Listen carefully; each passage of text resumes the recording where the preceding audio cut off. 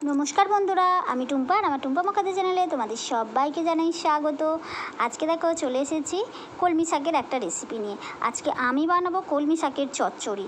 দেখো সেই জন্য এখানে নিয়ে নিয়েছি কলমি শাক, আর এই কলমি শাকটা আমার গাছেরই। তোমাদের আগে অনেক পুরানো ভিডিওতে দেখেছো আমার ছাদ বাগানে আমি কলমি শাক বা কুলপো শাক বা অনেক কিছুই চাষ করে থাকি। তো অল্প অল্প যা হয় তা সেটাই গাছ থেকে তুলে নিয়েছি। আর এখানে দেখো এক বাটি নিয়েছি মুসুর ডাল। মুসুর ডালটা আমি ভালো করে ধুয়ে আর জল ঝরিয়ে একদম শুকনো করে নিয়েছি, দেখতেই পাচ্ছ, তোমাদের দেখিয়ে দিলাম। আর নিয়েছি আমারই গাছের 4টে লঙ্কা, 2টো সবুজ আর 2টো লাল কাঁচা লঙ্কা নিয়েছি। আর এখানে দেখো নিয়েছি 1 মুঠো কলমি শাক। আজকের এই 1 মুঠো কলমি শাক দিয়ে আমি বানাবো দুর্দান্ত স্বাদের একটা কলমি শাকের চচ্চড়ি। চলো, কলমি শাকগুলো দেখো কতটা তাজা, যেহেতু বৃষ্টি হয়েছে তাই কলমি শাকগুলো খুব সুন্দর তাজা তাজা হয়েছে। তাই ভাবলাম চলো গাছেরই কলমি শাক তুলি আর আজকে তোমাদের সেই রেসিপিটা শেয়ার করি। আমি কিভাবে আজকে দেখো কলমি শাকের রেসিপিটা বানাই তোমাদের সাথে আজকে আমি শেয়ার করব। তার আগে দেখো আমি চচ্চড়ি বানাবো, সেই জন্য এই ডাঁটিগুলো কিন্তু ফেলবো না, আমি ডাঁটিগুলোও নেব। তো পাতাগুলো আগে আমি প্রত্যেকটা ডগ থেকে পাতাগুলো আমি আগে ভালো করে ছাড়িয়ে নিচ্ছি। ডাঁটা আর পাতাগুলোকে আমি আলাদা করে নিচ্ছি। কেন নিচ্ছি তোমাদের অবশ্যই বলবো, তোমরা আমার সাথে থাকো আর ভিডিওটা দেখতে থাকো, তাহলেই জানতে পারবে পাতা আর ডাঁটা আলাদা করে কেন আমি নিচ্ছি। চলো আমি এখন পাতাগুলো ভালো করে ডাঁটের থেকে আলাদা করে নিই। আর বন্ধুরা, আমার চ্যানেলে আমার সমস্ত বন্ধুদের জানাই অনেক অনেক ভালোবাসা। আশা করছি তোমরা সবাই ভালো আছো, আমিও ভালো আছি। বন্ধুরা, প্রতিদিনের মতো তোমাদের কাছে আবার সেই একটাই অনুরোধ করব, তোমরা সবাই একটা লাইক দিয়ে ভিডিওটা দেখবে। আর অতি অবশ্যই আমার ভিডিওটা যদি ভালো লাগে তাহলে বন্ধু বান্ধব আত্মীয় স্বজনের মধ্যে একটু বেশি বেশি করে শেয়ার করে দেবে। একটু ছোট্ট অনুরোধ তোমাদের কাছে করলাম, তোমরা অবশ্যই আমার অনুরোধটা রাখবে, কারণ জানি তোমরা আমাকে খুব ভালোবাসো আর আমিও তোমাদের খুব ভালোবাসি।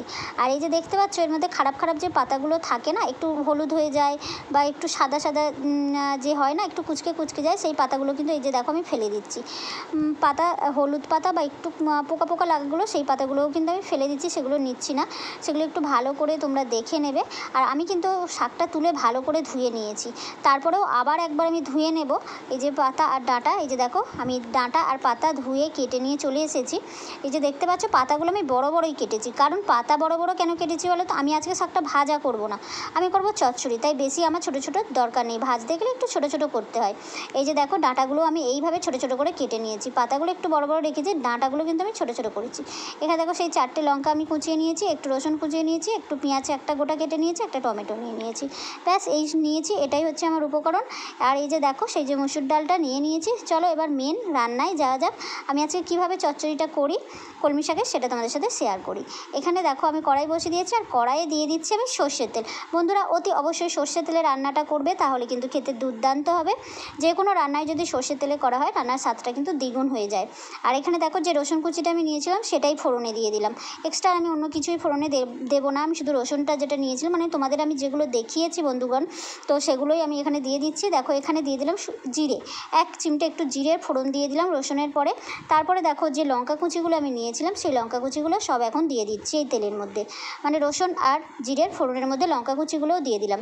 দিয়ে ভালো করে একটু ভেজে নিচ্ছি। খুব সুন্দর কিন্তু একটা গন্ধ বার হয়েছে, তো তোমরা কাছে নেই, নাহলে তোমরাও মানে পেতে, আমি পাচ্ছি, আমার খুব ভালো লাগে এই ফোড়নের গন্ধ। তোমাদের কার কার এই ফোড়নের গন্ধ ভালো লাগে অতি অবশ্যই কিন্তু কমেন্ট করে জানিও।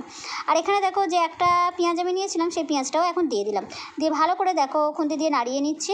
খুব সুন্দর করে একটু ভেজে নেব পেঁয়াজটা দেখো আমার ভালো করে ভাজা হয়ে গেছে। আর যে একটা টমেটো নিয়েছি সেটা এখন আমি দিয়ে দিলাম, দিয়ে দেখো সেটাও একটু ভালো করে আমি ভেজে নিলাম।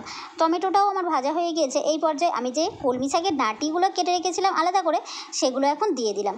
দিয়ে এখন কলমি শাকের ডাঁটিটা টমেটো পেঁয়াজ আর ফোড়নের সাথে ভালো করে এখন ভেজে নিচ্ছি। বেশ 3-4 মিনিট সময় ধরে বন্ধুরা এটা আমি ভেজে নেব। তোমাদের বলেছিলাম না ডাঁটিটা আমি কী কাজে লাগাবো, দেখতেই পাচ্ছ ডাঁটিটা ফেলিনি আমি, আর ফেলবও না, কারণ এখন বর্ষার ডাঁটা, কচি কচি ডাঁটা, একদম শক্ত না, তাই ডাঁটাগুলো ফেলিনি বন্ধুরা। এইভাবে দেখো ডাঁটাগুলো আমি ভেজে নিয়েছি। আর এখন দেখো যে মুসুর ডালের আমি একদম জল ঝরিয়ে নিয়েছিলাম, তোমরা দেখতেই পাচ্ছ এতটুকুও জল নেই, আমি জল ঝরিয়ে কিছুক্ষণ রেখে দিয়েছিলাম, কিছুক্ষণ মানে 1 ঘন্টা আমি রেখে দিয়েছিলাম, তাতেই জলটা একদম টেনে নিয়েছে মুসুর ডালে, একদম মুসুর ডালগুলো শুকনো শুকনো হয়ে গেছে। এখন দেখো সব কিছুর সাথে মুসুর ডালটাকেও আমি ভালো করে ভেজে নিচ্ছি বেশ 3-4 মিনিট সময় ধরে। এইভাবে যদি তোমরা রান্নাটা করো বন্ধুরা, আমি তোমাদের কথা দিচ্ছি অবশ্যই রান্নাটা দারুণ স্বাদ হবে। একটু সময় নিয়ে করবে, দুর্দান্ত হবে স্বাদটা কলমি শাকের চচ্চড়ি। এখন দেখো দিয়ে দিলাম আমি নুন, তারপরে দিয়ে দিলাম হলুদ। আগে আমি কোনো কিছুই দিইনি, তোমরা দেখেছো। ব্যাস এইটুকুই মশলা, আর বেশি কিছু মশলা লাগবে না। আমি গুঁড়ো লঙ্কা দেবো না, কারণ আমি 4টে কাঁচা লঙ্কা দিয়েছি, আর আমার গাছের কাঁচা লঙ্কা ভীষণ ঝাল, ভীষণ ঝাল।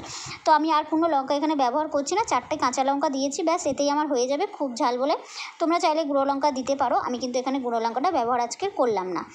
একটু মাঝে মাঝে গুঁড়ো লঙ্কা না খাওয়াই ভালো। আর এখন দেখো ডালটা যেহেতু আমাকে সিদ্ধ করতে হবে, তাই একটু জল দিলাম, তবে বেশি জল দেবো না, কারণ কি আমি ডালটা ঝোল বানাবো না, চচ্চড়ি বানাবো, মানে আমি আজকে কলমি শাকের চচ্চড়ি বানাবো, তাই বেশি জল আমি দিলাম না। তোমরাও কিন্তু বেশি জল দেবে না যদি চচ্চড়ি বানাও, আর যদি ডাল করে খাও তাহলে একটু পাতলা করতেই পারো, বেশি একটু জল নিতে পারো। তবে বন্ধুরা আমি অবশ্যই তোমাদের বলবো তোমরা কিন্তু গরম জল ব্যবহার করবে, গরম জল দিলে দারুণ একটা স্বাদ হয়। আর তাড়াতাড়ি তো অবশ্যই মুসুর ডালটা সেদ্ধ হয়ে যাবে। এই যে দেখো আমি 5 মিনিট একটু ফুটিয়ে নিয়েছি, দেখাও তোমাদের দেখাই, দেখো কতটা সময়। আর দেখো বেশি কিন্তু আমি ডালটা গালাইনি, এরকম গোটা গোটাই রেখেছি, কেন বেশি গলে গেলে না চচ্চড়ি তো খেতে ভালো লাগবে না। ডালটা যদি তোমরা শুধু পাতলা ঝোল করে খাও তাহলে কিন্তু একটু পাতলা রাখতেই পারো, মানে গলিয়ে নিতে পারো। আমি যেহেতু চচ্চড়ি বানাবো তো একটু গোটা গোটা রেখেছি। আর এই যে দেখো ডাল আর যে ডাঁটাগুলো সেদ্ধ হয়ে গিয়েছে, এখন এই পর্যায়ে পাতাগুলো দিয়ে দিলাম, বেশ 3-4 মিনিট ফুটিয়ে নেব, ব্যাস তাহলেই আজকের আমার রেসিপি রেডি হয়ে যাবে। বন্ধুরা আমার আজকের রেসিপিটা কেমন লাগলো অবশ্যই কিন্তু আমাকে কমেন্ট করে জানাতে ভুলবে না। বন্ধুরা আমার চ্যানেলে নতুন বন্ধু এসে থাকলে অবশ্যই কিন্তু আমার চ্যানেলটিকে সাবস্ক্রাইব করে সবসময়ের জন্য আমার পাশে থেকে যাবে। নতুন নতুন ভিডিও দেখার জন্য অবশ্যই কিন্তু নোটিফিকেশনটা অন করবে বন্ধুরা। চলো দেখিয়ে দিলাম তোমাদের আজকের আমার এই কলমি শাকের রেসিপি। এখন দেখো এই পর্যায়ে আমি 3-4 মিনিট ফুটতে দেবো, তারপরে ব্যাস আমার রেডি হয়ে যাবে একদম। চলো 3-4 মিনিট পরে তোমাদের দেখাচ্ছি ফাইনাল লুকটা। বন্ধুরা আমি এখন 3-4 মিনিট পরে আসছি। দেখো বন্ধুরা 3-4 মিনিট পরে এসে গিয়েছি, আর এই যে দেখো ফাইনাল লুকটা দেখতেই পেয়েছো, একটুও কিন্তু ডালের জল নেই। চচ্চড়ি যেহেতু আমি আগেই বলেছি আমি এটা চচ্চড়ি বানাচ্ছি, তাই দেখো আমার একদম রেডি হয়ে গেছে। আমি এটা চচ্চড়ির মতোই করে নিয়েছি। আর একদম দেখো ডালটা পরে কিন্তু শুকনো হলে আরও শুকনো হয়ে যাবে, বুঝতেই পারছো। এই পর্যায়ে আমি একটু সামান্য দিয়ে দিলাম গরম মশলা। আমি কিন্তু এতে কোনো বেশি অতিরিক্ত মশলা আজকে ব্যবহারই করিনি, তোমরা দেখতেই পেয়েছো বন্ধুরা। অল্প মশলাতেই আমার এরকম সুন্দর কলমি শাকের চচ্চড়ি রেডি হয়ে গিয়েছে। চলো এখন 10 মিনিট রেখে দিয়ে তারপরে আমি ঢেলে তোমাদের দেখাচ্ছি কতটা সুন্দর হয়েছে আজকের আমার এই রেসিপিটা। এই যে দেখো এখন আমি 10 মিনিট রেস্টে রেখে দেওয়ার পর তারপরে বাটির মধ্যে তুলে নিচ্ছি। কতটা সুন্দর দেখো দেখতে হয়েছে। অবশ্যই তোমাদের গরম ভাতে এরকম একটা কলমি শাকের চচ্চড়ি থাকলে বন্ধুরা জমে যাবে। তো তোমরা এভাবে বানিয়ে খেও, আর আমাকে অবশ্যই কমেন্ট করে জানিও যে কেমন লাগলো তোমাদের। আর যদি কেউ বানিয়ে আগে থেকে খেয়ে থাকো তাহলেও কিন্তু আমাকে কমেন্ট করে অবশ্যই জানিও যে কেমন লেগেছে আজকের এই রেসিপিটা। আজকের মতো আসি বন্ধুরা, আবারও আসবো নতুন একটা ভিডিওর সাথে তোমাদের কাছে। সবাই ভালো থেকো, সুস্থ থেকো। বন্ধুরা তোমাদের কাছে আবারও অনুরোধ করছি তোমরা সুন্দর থেকে একটা কমেন্ট করো, কারণ তোমাদের কমেন্ট পড়তে আমার খুবই ভালো লাগে, তাই তোমাদের কমেন্টের আশায় আমি বসে থাকবো। সবাই ভালো থেকো, টাটা বন্ধুরা।